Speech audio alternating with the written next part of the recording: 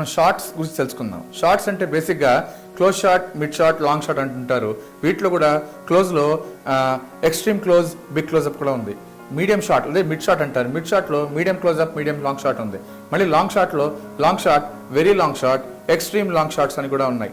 దాంట్లో మళ్ళీ ఆ షార్ట్స్లోనే నంబర్ ఆఫ్ ఆర్టిస్ట్ బట్టి, సంఖ్యను బట్టి కూడా single shot, 2 shot, 3 shot, group shot అనే పేర్లు కూడా ఉంది. సో ఇవి మనకి బేసిక్ షాట్స్. అలాగే ఓవర్ ద షోల్డర్ షాట్ అని ఉంటుంది. ఒక భుజం అంటే ఒక ఆర్టిస్ట్ని ఇంకొక ఆర్టిస్ట్ యొక్క భుజం మించి తీస్తుంటే కూడా ఓవర్ ద షోల్డర్ షాట్ అంటారు. సో మనకి బేసిక్ షాట్స్ ఏవైతే ఉన్నాయో ఇది గుర్తుంచుకోవడం చాలా ఇంపార్టెంట్.